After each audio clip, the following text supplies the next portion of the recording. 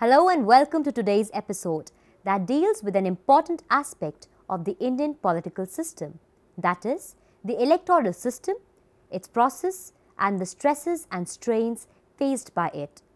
I am Sakshi Mandwal and the subject expert today is Kirti Kumar, retired senior reader of Department of Political Science, Indraprasth College for Women, Delhi University. In this episode, we will cover a wide range of interesting topics.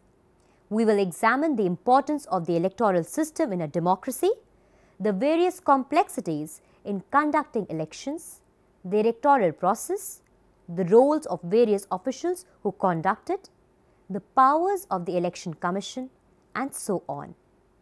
India has adopted a democratic form of government. Periodic national elections of the candidates are the foundations of any democracy. We in India cannot think of the democratic process without free and fair elections. Elections have three main functions in a democracy.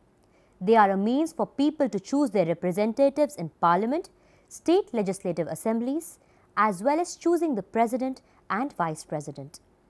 Elections are a means of choosing governments in almost all parts of the world. Today, there are very few states in the world that do not conduct elections, although the meaning and quality of these vary enormously. The electoral system is indispensable for a democratic government. Elections enable every adult citizen of the country to participate in the process of government formation. These elections are held on the basis of universal adult franchise, which means all adult citizens of India above 18 years of age have the right to vote, irrespective of their religion, race, caste, sex, or place of birth. Election is a complex exercise. It involves machinery, schedules, and rules. To ensure free, fair, and impartial elections, the Constitution establishes the Election Commission. It is an autonomous, all India body. It has been given the power to control and conduct the elections to the Parliament, the state legislative assemblies, offices of the President and Vice President. It is free from legislative or executive influence. Even the courts cannot intervene once the election process begins and until the results are declared by the Election Commission. During the elections, vast powers are assigned to the Election Commission.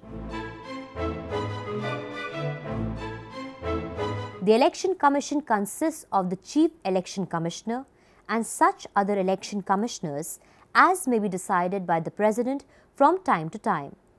Till 1989, there was only the Chief Election Commissioner, who was assisted by a larger number of officials. The Election Commission became a multi-member body on 16 October 1989, when the President appointed two more election commissioners. The senior-most person is appointed as the Chief Election Commissioner.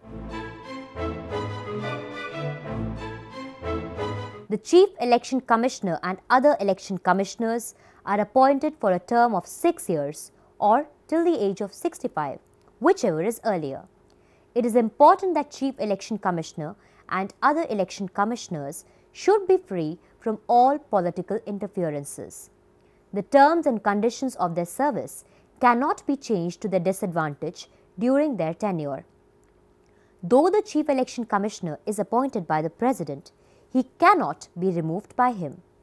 The Chief Election Commissioner can be removed from his office only on the grounds of misbehavior or incapacity by the President after a resolution is passed by each House of the Parliament by majority of total membership and two-thirds majority of present and voting. However, since the other election commissioners and the regional election commissioners work under the Chief Commissioner, they may be removed by the President on his recommendations. To ensure that elections are held in a free and fair manner, the Election Commission appoints thousands of polling personnel to assist in the election work. These personnel are drawn among magistrates, police officers, civil servants, clerks, typists, school teachers, drivers and peons. Out of these, there are three main officials who play very important role in the conduct of free and fair elections. They are Returning Officer, Presiding Officer and Polling Officer.